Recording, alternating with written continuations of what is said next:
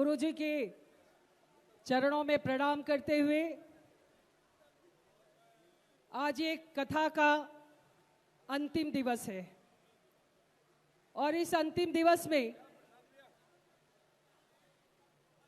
हम लोगों ने कोशिश की, हमारे सभी कार्यकर्ताओं ने, सेवा समर्पण समिति के सदस्यों ने इस बात का प्रयास किया कि इस कथा में जो व्यवस्थाएं हो बेहतर से बेहतर कर सके।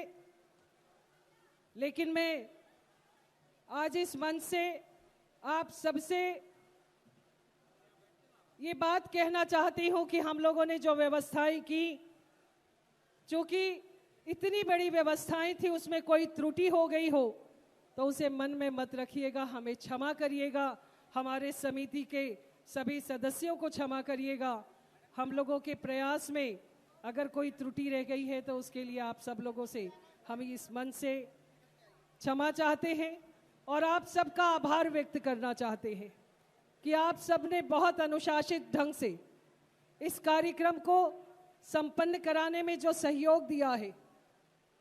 इस कार्यक्रम में मैं विशेष तौर पर प्रशासन को, नगर निगम भिलाई को, नगर निगम दुर्ग को और भोजन व्यवस्था में जो हमारे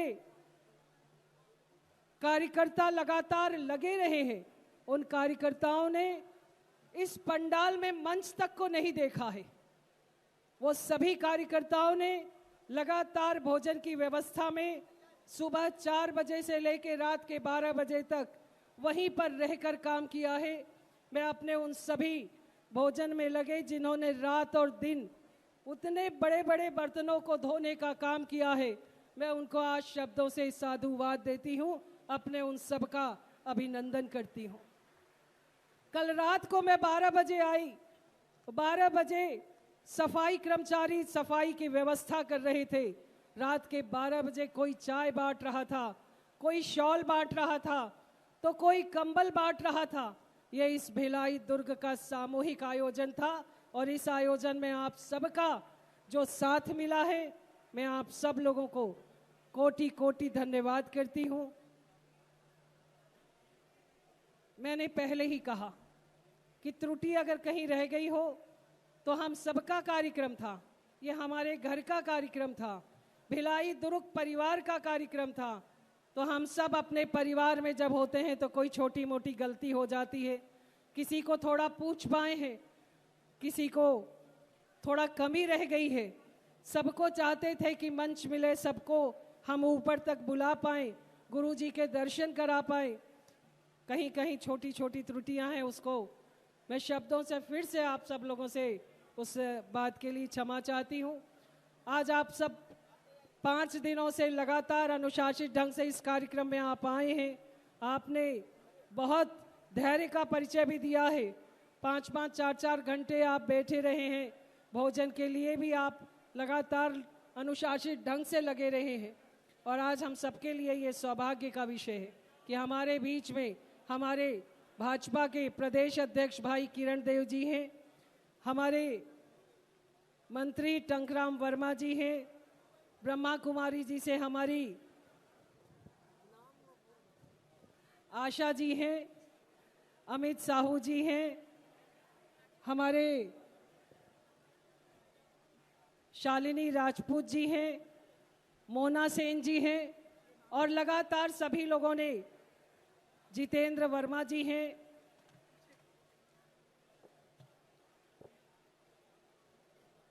हम अपने सभी अतिथियों का बहुत स्वागत करते हैं और आप सबको फिर से कोटि कोटि धन्यवाद करते हैं। एक गलती हो गई थी, रिसाली नगर निगम और भिलाई 3 नगर निगम के द्वारा भी विशेष तौर पर हम लोगों को जो सहयोग दिया गया है, मैं इसके लिए भी चारों नगर निगम का साधुवाद करती हूँ।